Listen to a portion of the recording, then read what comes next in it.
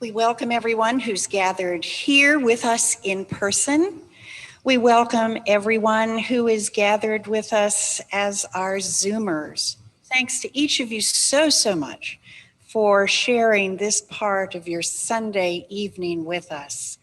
We are delighted, and we are going to be even more delighted because we welcome back, we haven't seen for a while, Jim and Martha Rentz, who will be sharing their creative energy with us this evening. It's just really good to see you folks again. It's been way too long, way too long. Thank you so much for sharing this part of your evening with us too. I hope that everyone has had a good week, a really good week. There have been a lot of opportunities that STAR has offered each of us. One of our services in December, we talked about keeping the spirit of Christmas all throughout the year. And as part of our newsletter, very first one each month, our friend Deborah Lester offers us ways to think about keeping that Christmas spirit and sharing it. Also, at our last service, we handed out our wonderful resolution stars. And what did everyone, tell me what your star said, just shout it out. Grace, it was amazing. They were all the same, right, Catherine? It was wonderful to listen and watch everyone recognize that it was a setup, a total setup. But I hope that this week you were able to find and recognize some grace as well. Lastly, I wrote briefly in the newsletter about lighting a candle for the next 100 days, keeping us focused, being able to be kinder, gentler, more graceful, and keep that spirit moving forward. So along with our masks, I would invite each of us to remember to keep that candle lit. Put it in a place where you pass by, or put it in a place where someone else will see it as well as yourselves. Ours is on our breakfast room table, and it's still going. We have a battery-powered candle, and it's been going since Tuesday evening. Bless its little heart, it never shuts off. So I would invite you to perhaps step into 2021 in one of these wonderful, wonderful ways, keeping us focused on the divine energy that is ours to be aware of. I would invite everyone to join with me in the opening prayer found in your service sheet.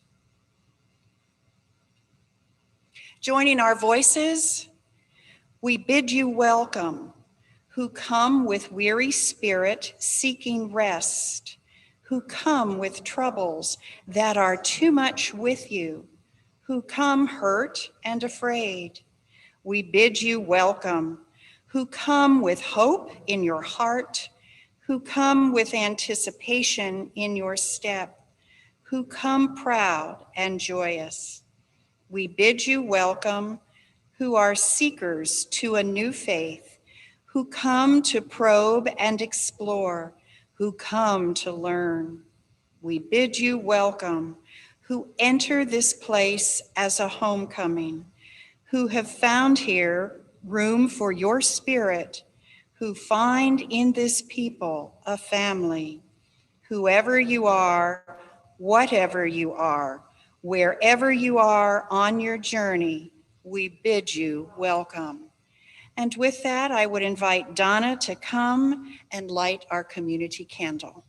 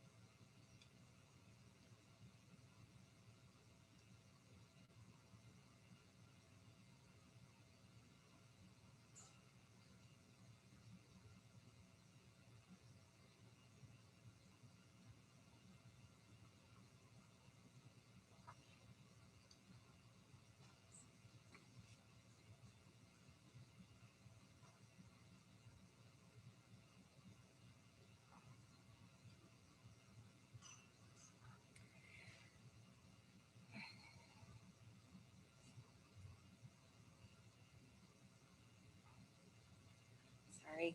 Will you respond together to this prayer? Creator God, we are always before we thank, for we are asking creatures. We ask for love, and thank you for the love you have inspired in us. We ask to be close to you, and thank you for our capacity to pray. We ask for your understanding, and thank you for being the light of your presence. We ask for happiness, and thank you for the joy of life. We ask for strength, and thank you for the courage you have given us to hope. We ask for your presence, and thank you for living in our hearts. We ask, and we have already received. Blessed be your name, O God, our Creator. Amen.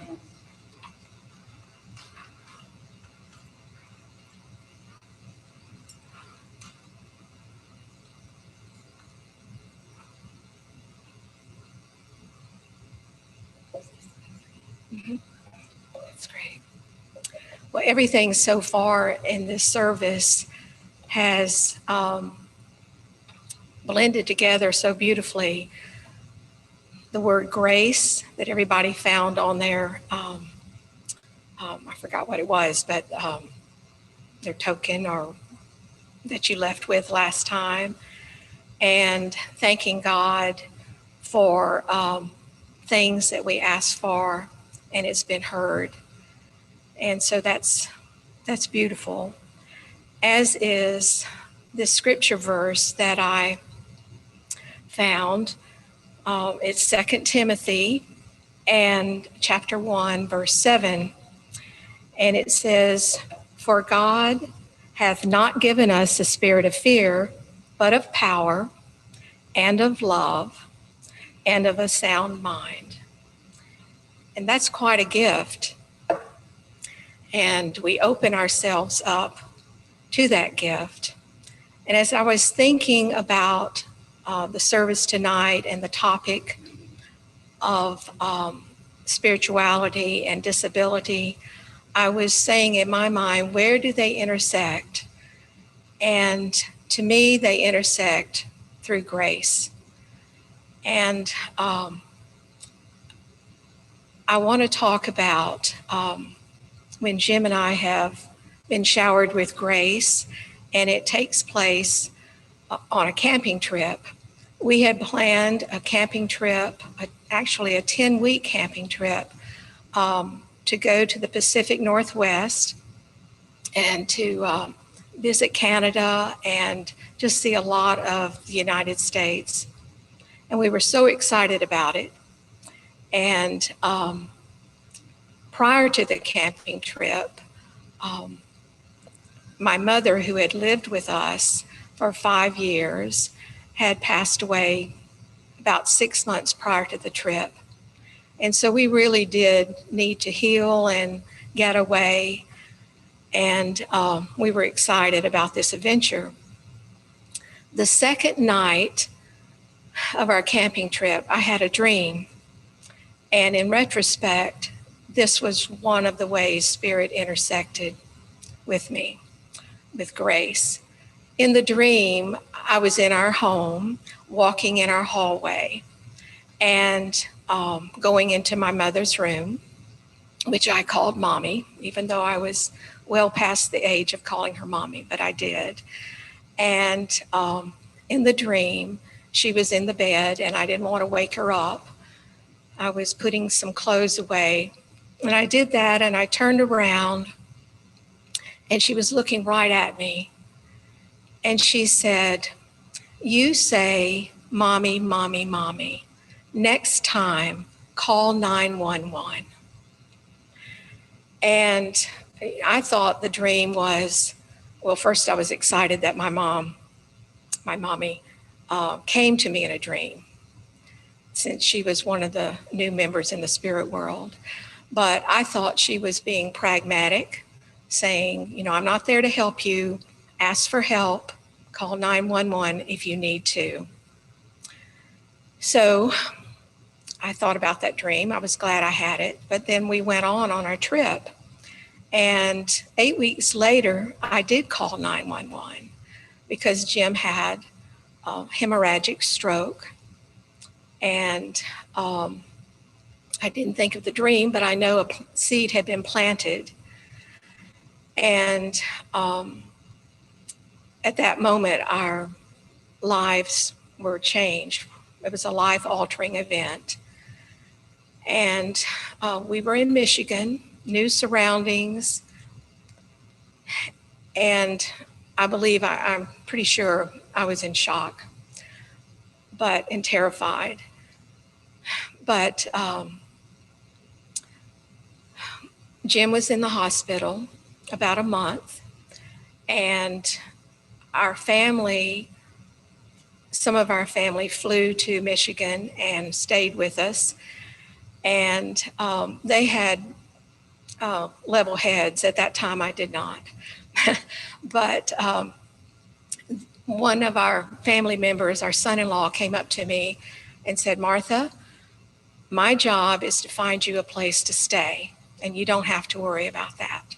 I said, "Okay." And Jim's sister Beth had come to stay with me. And through a lot of different conversations, Hunter came back to me and said, "We found a place." And he had talked to the chaplain in the hospital, relayed the situation, and through the chaplain, a friend of a friend who happened to know a realtor, that kind of story,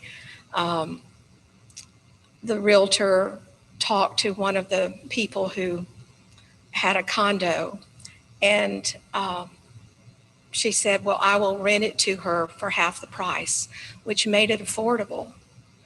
And I was just amazed. In fact, so many things like that happened. A moment of grace came to me, and I realized all we've got to do, or the main thing we have to do, is stand back and be amazed. And so that gave me confidence. That gave me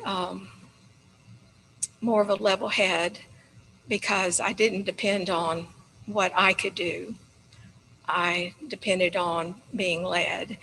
And now, prior to that, I like to do the leading. I'm loath to admit. But no one likes to think that they want to be in charge, but that mirror does come up to your face and you do look in it. And but I realized that this was too big for me. This was too much. I was frightened. Jim was struggling. And yet so many things fell into place. And a month later, Jim and I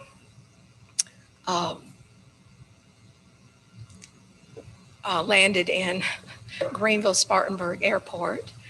He was airlifted, we were airlifted, and he stayed at a stroke rehab facility in Greer. But another thing before I get to Greer, Kellyanne, our daughter, had an idea. And her idea was, "Martha, why don't you start a GoFundMe page? And it won't be such a strain on you." And I didn't think that was necessary. I didn't like that idea. But soon after that, I realized that's not only a good idea, that's a great idea. And so many people, maybe even some people here tonight, have contributed. And it was just wonderful. Once again, I didn't have to do everything by myself. And that grace came to me. Once we got back in Greer, and Jim stayed 100 days in the rehab facility, he made improvement a lot of things were arranged for him to come home. And the day finally arrived that he did come home. And we kind of looked at each other like, okay, now what? And we didn't have a button to push. But we just took one day at a time.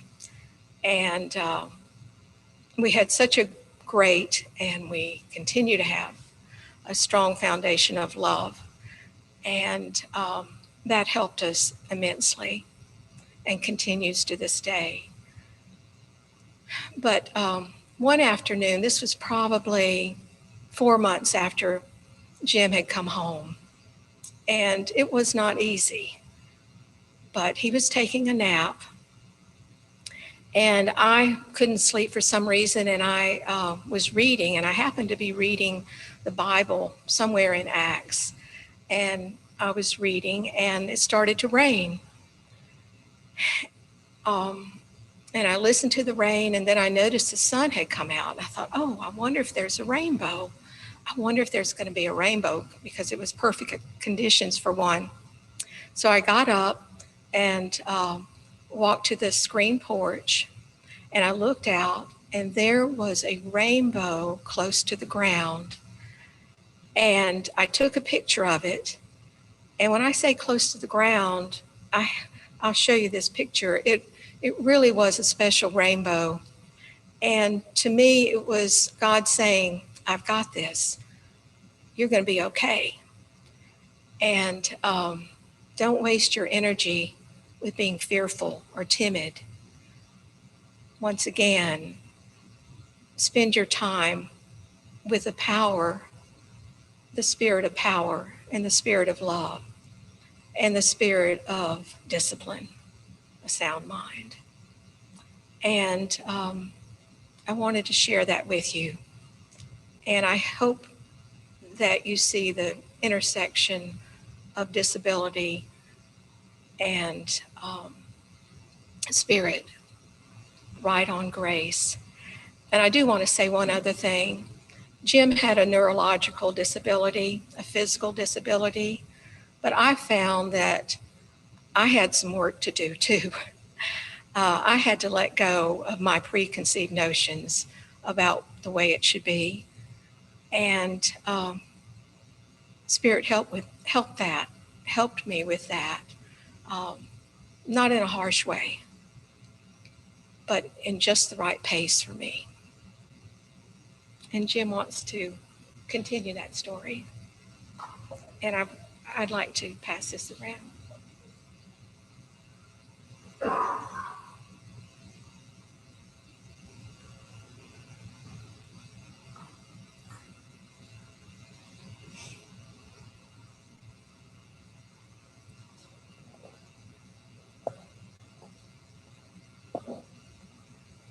Guilty fault for you club yes to for what?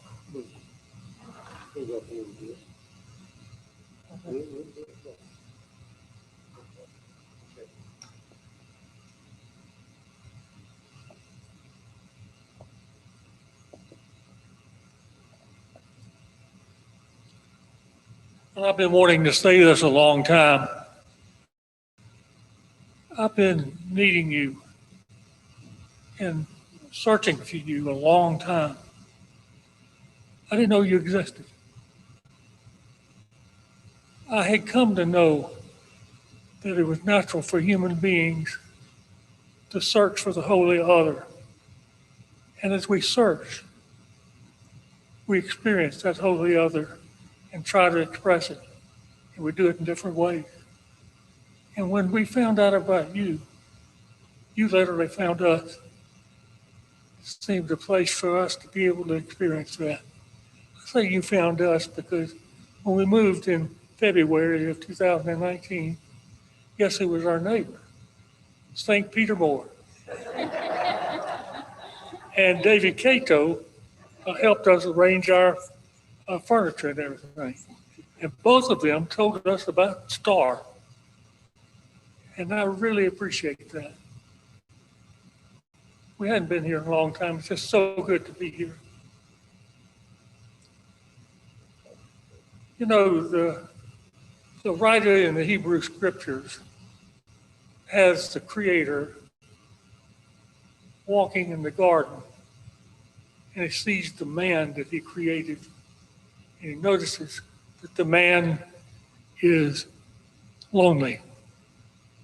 And he said, "It is not good for the man to be alone. I will create a helper that is suitable for him." And you can tell from hearing Martha and knowing her that I have found a suitable helper. And she's been so valuable in so many ways in my life. You know, I talked as a marriage therapist for years, and I found that complementarity is crucial in a marriage. Two opposites coming together to form wholeness. And I had yearned for that for a long time, and so had Martha. And we found that in one another.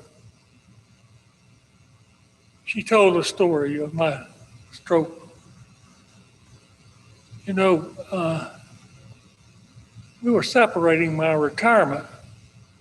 We were celebrating my retirement when I had the stroke.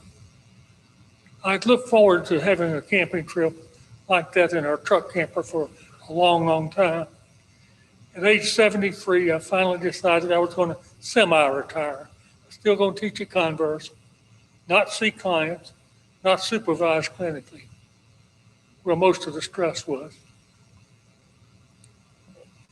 And so it was a joy. We had seen so much of the beauty of God's nature in our country and in Canada. Martha didn't tell you this, but she has a very serious eye disease, and it could cause her to be blind in time. And one of the things I wanted to do was make sure that she saw the beauty of the United States of America and Canada. I have been asking myself, how am I going to be her eyes if she cannot see?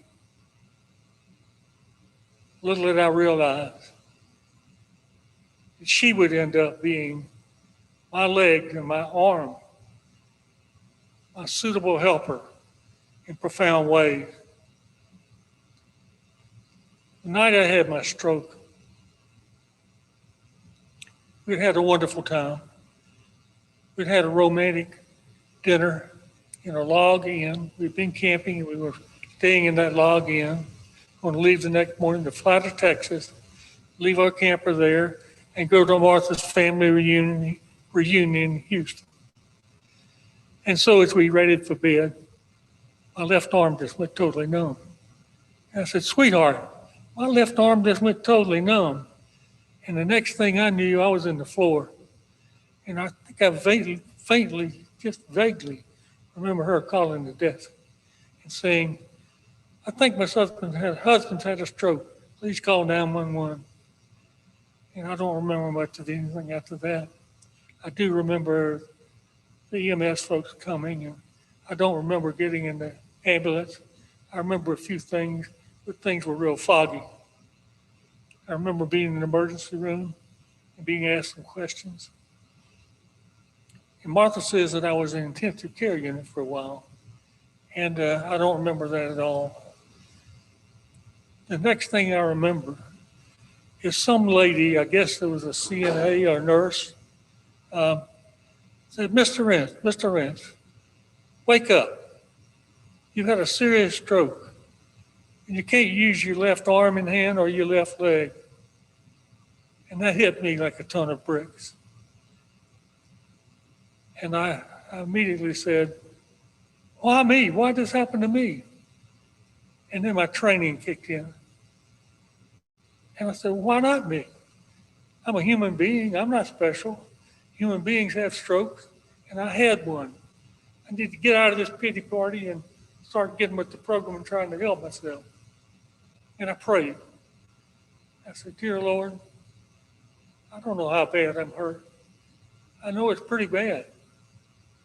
I promise you I'm going to try as hard as I can. Please bless my effort." And you know what? He has.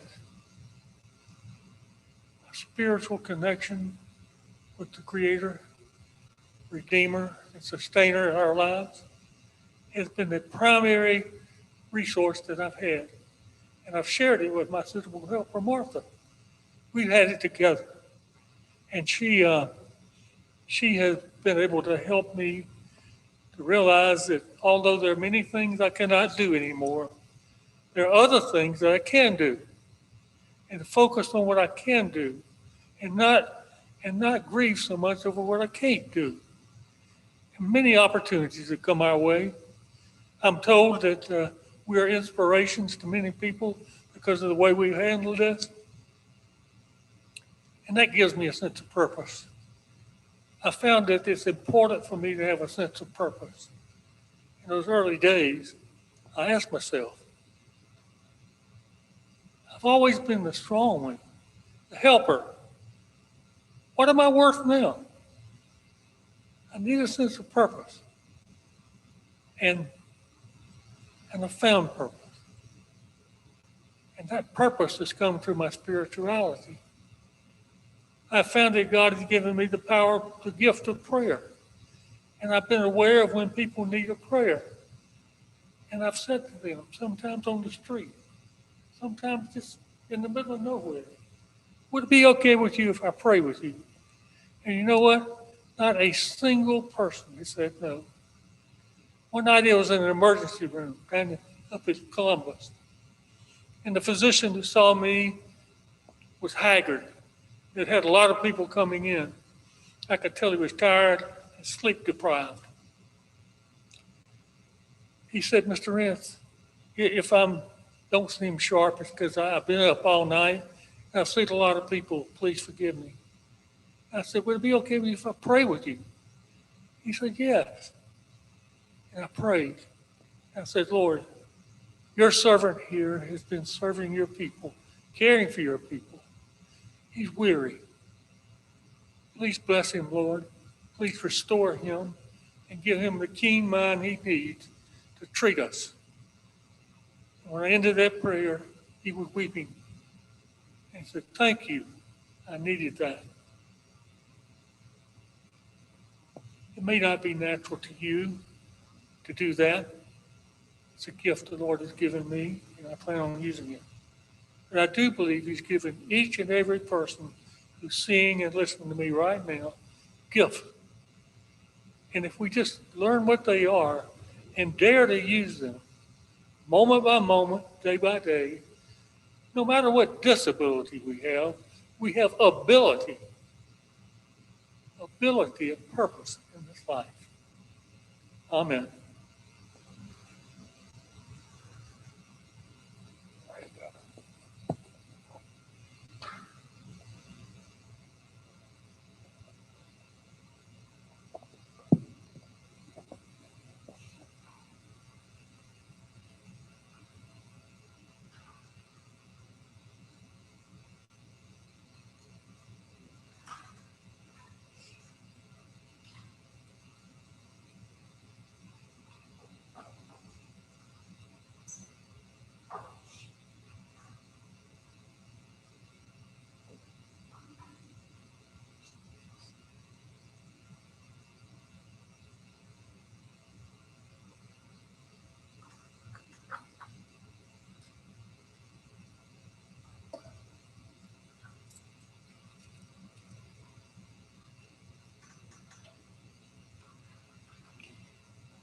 Thank you, Jim.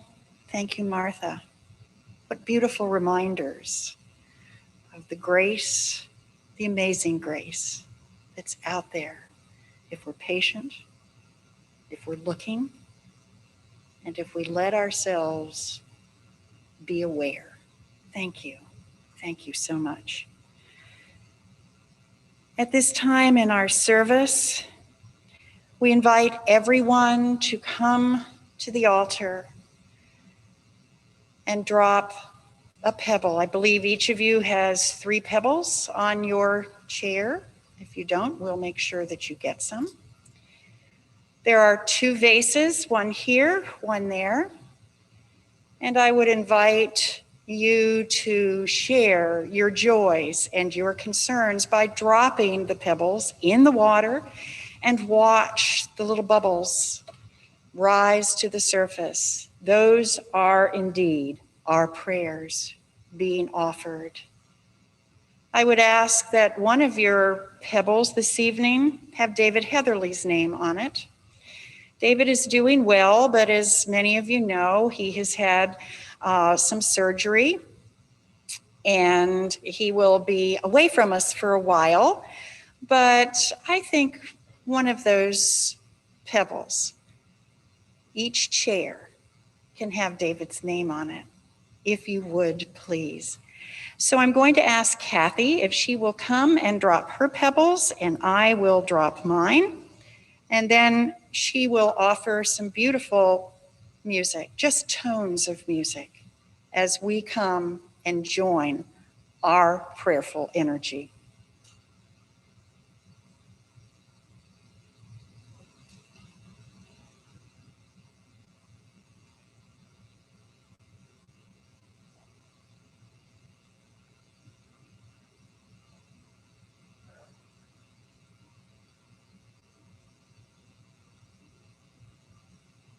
So you come and join your prayerful energy with ours.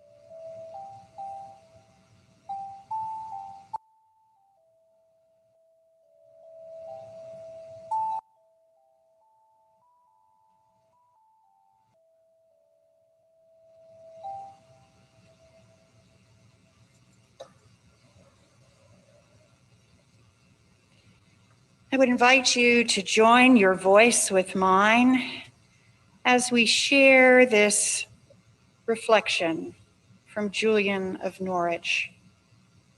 All shall be well.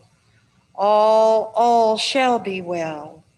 All manner of things shall be well. All shall be well. Won't it be wonderful to be able to sing again? Yes. As most of you know, STAR is supported by each and every one of you, whether you're gathered here with us in this room or whether you are Zooming with us, or even if you aren't able to be with us this evening. But it is your gift of time, it is your gift of talent, and it is your gift of treasure that enables us to continue to meet, to be together, and down the road, we will once again be able to form our circle together. So we are most grateful for your generosity, and we're honored that everyone is here worshiping with us this evening. And a portion of our offering has been designated for Emerge Family Therapy, which is near and dear to Jim's heart, honoring both Jim and Martha for sharing their creative energy with us this evening. So let's join our voices once again in these words from a Taizé chant. Ubi caritas et amor, ubi caritas, Deus ibi est. Live in charity and steadfast love. Live in charity. God will dwell with you. I'm going to invite everyone to please stand for the invocation of directions.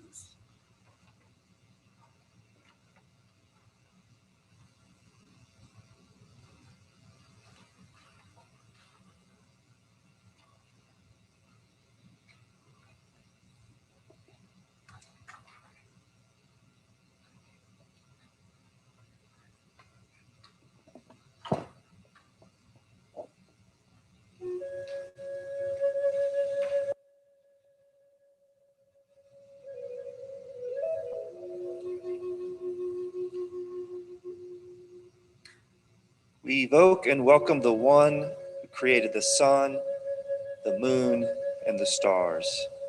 This presence, Wankantanka, the wonderful and mysterious one, has created the light and the darkness. This time of year, the darkness brings the unknown, the mystery, and the unpredictable. Just as the winter night darkness falls across our dear mother, another darkness can come upon us individually in our souls.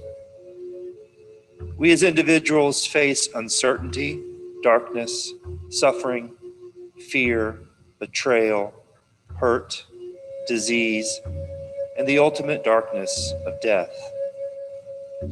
Our Native American brothers and sisters tell us about the circle of life, that all life is on a circle, and that this circle is a holy and sacred place.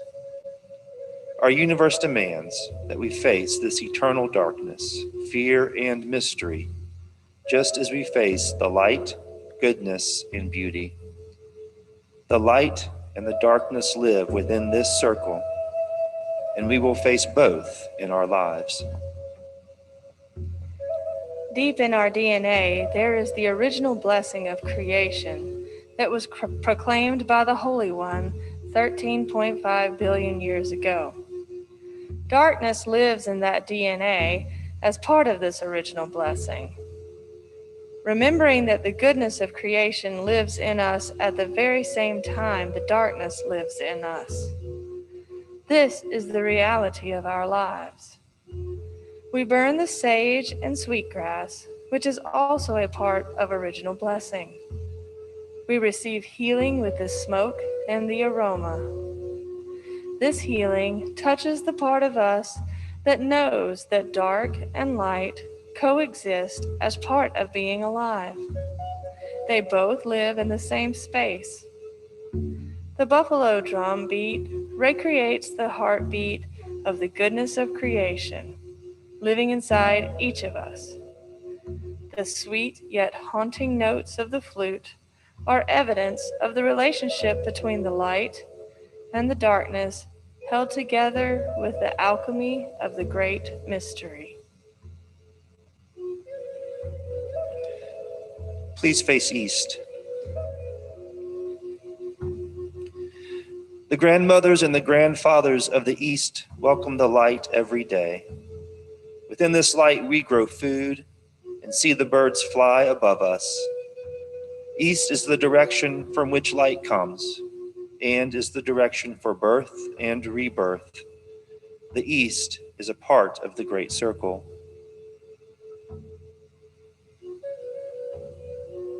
Altogether, we befriend darkness by knowing that darkness is a natural and essential occurrence in all parts of our journey.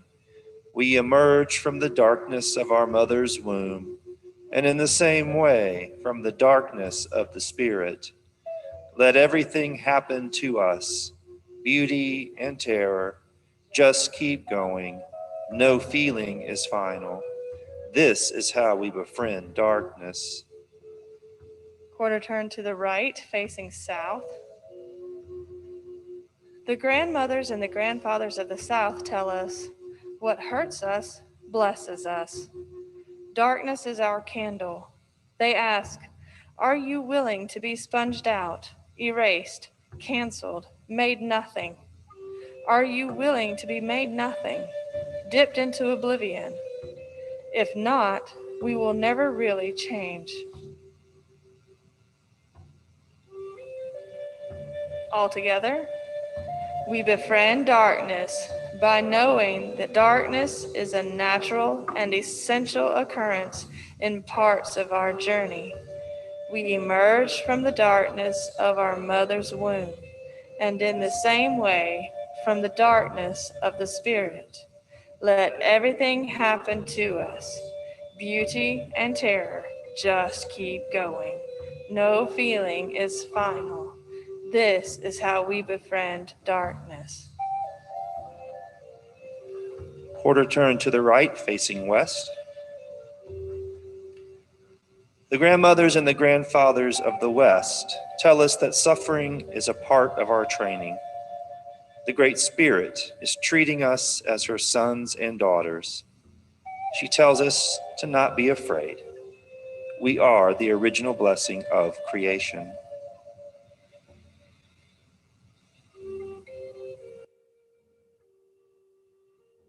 Altogether, we befriend darkness by knowing that darkness is a natural and essential occurrence in part of our journey.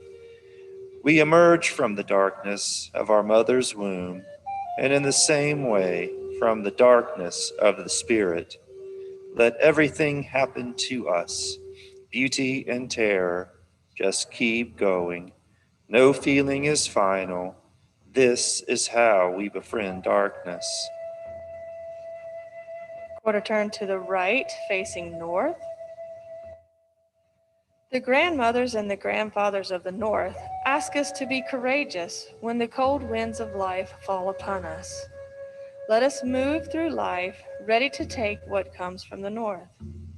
Let us remember always that the Great One gives us the gift of a new day.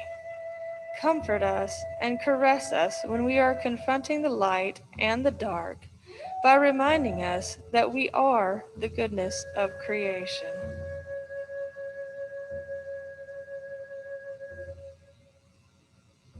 Altogether, we befriend darkness by knowing that darkness is a natural and essential occurrence and a part of our journey.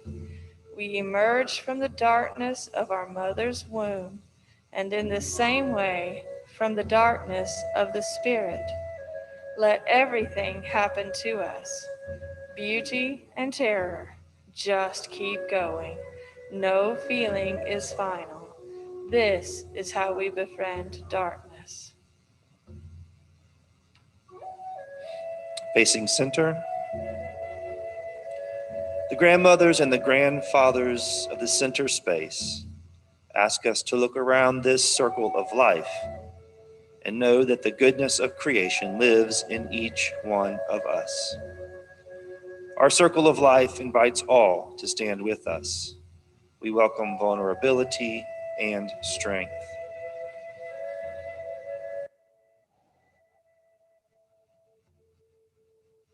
Altogether, we befriend darkness by knowing that darkness is a natural and essential occurrence in all parts of our journey.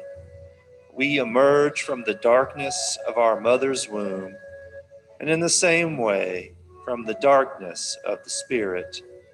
Let everything happen to us, beauty and terror. Just keep going. No feeling is final. This is how we befriend darkness. Namaste.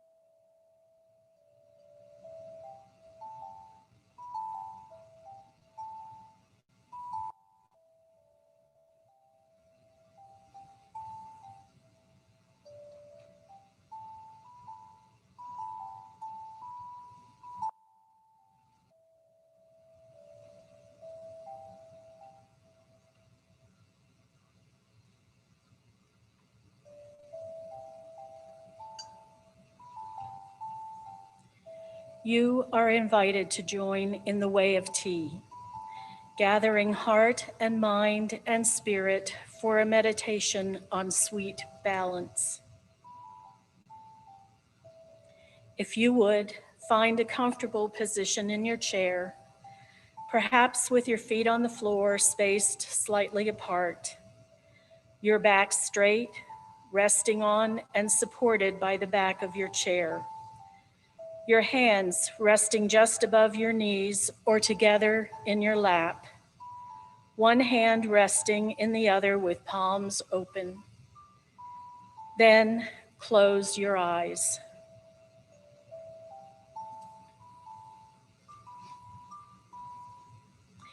Spend a moment resting in this position, acquainting yourself with the rhythm of your breathing and the vibration of soft background music.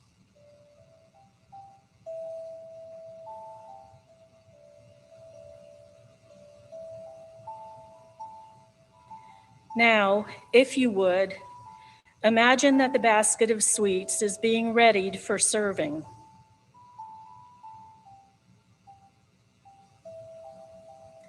First, shared between the servers.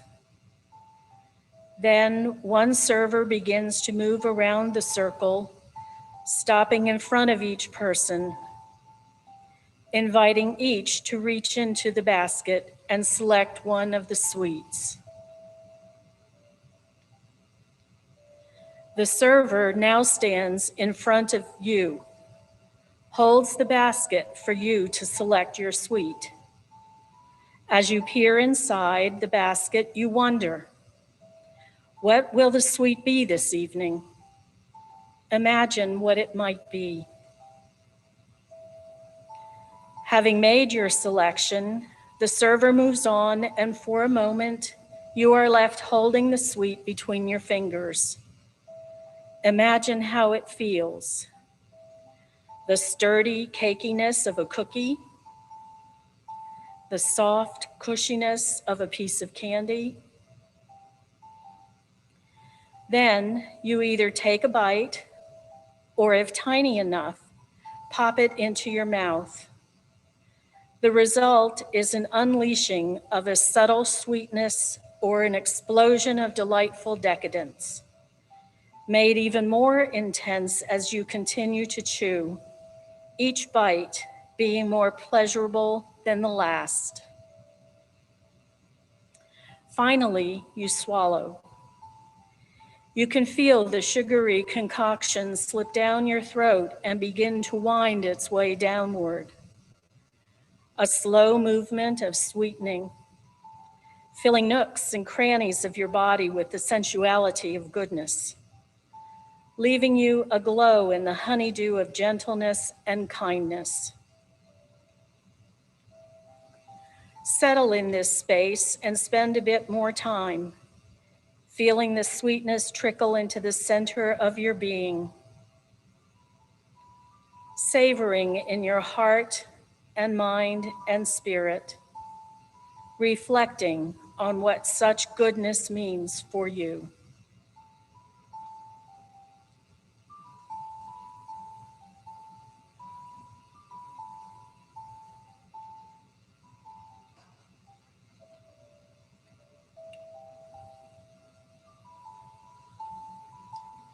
Continuing in the way of tea, you are now invited to gather heart and mind and spirit for a meditation on bitter balance.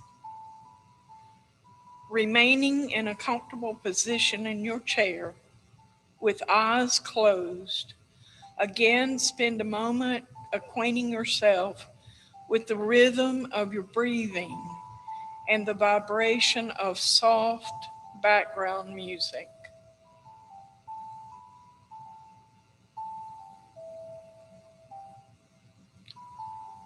Now, if you would, imagine the tea being prepared and ready for serving.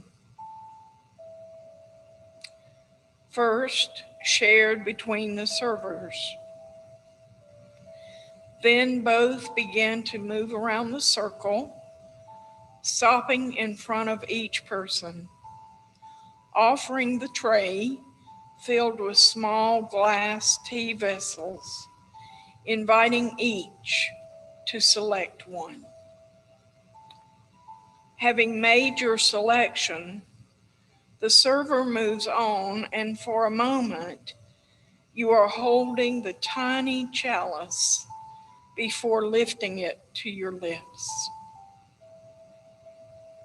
As you move it toward your lips, you get a whiff of the musky fragrance of the freshly brewed green tea. Imagine that aroma as you breathe in and exhale slowly. Your thoughts shift to wondering about the brew. How strong is the brew? Is it too warm? Too cool? And then you take a small sip. It is not too warm or too cool, but rigorously strong. Imagine that the liquid rests on your tongue. It is almost as though every taste bud has become hyper alert, in violent protest of the pungent flavor, seemingly more intense, since the tastiness of the sweet lingers. The bitterness begins its invasion, determined to overcome any of the residential lusciousness. And then you swallow. But the taste has lost much of its harshness. Instead, you experience a nectar flavored with the essence of both sweet and bitter. These two ingredients complementing each other, and when contemplated together, represent a symbol of harmony and balance. Settle in this space and spend a little time letting harmony and balance wind their way to the center of your being. Letting your heart and mind and spirit be refreshed in the letting go of one versus the other, reflecting on the peacefulness of restful soul.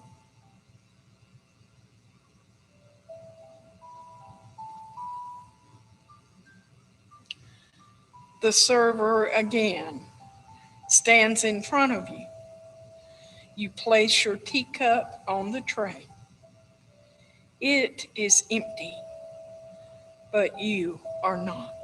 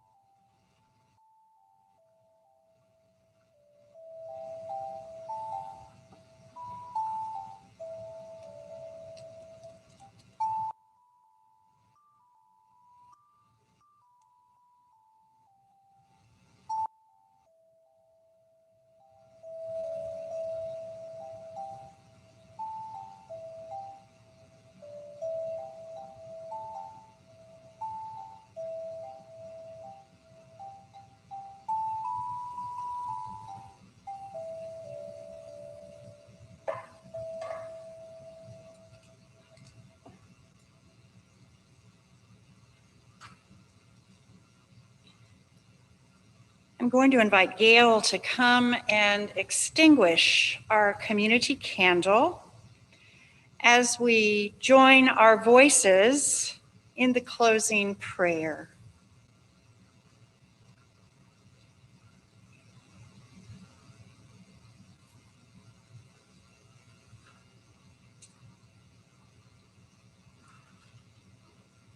Joining our voices, and though we extinguish our community candle, we do not extinguish the warmth of community, the spirit of gratitude, the fire of commitment, and our sacred compassion during this time together as community. The light of hope, hope for change that brings new blessings into our lives and the lives of those around us, remains and will continue to burn brightly. We carry the light of hope in our hearts until we are together again. I would invite everyone to stand as you are able. And we're going to once again join our voices in the blessing and the sending out. Go now in peace. Go now in peace. May the love of God surround us everywhere, everywhere we may go until we meet again. Just a note, there are 5 Sundays in January. So instead of having merely one Sunday between our next gathering, we have 2. However, we will join together on Valentine's Day, February the 14th. It will be a wonderful service, and I'm told there are going to be some goodies. So we hope that you will be able to be with us in person. If not, join us through Zoom. Have an amazingly grace-filled week, each and every one. Amen.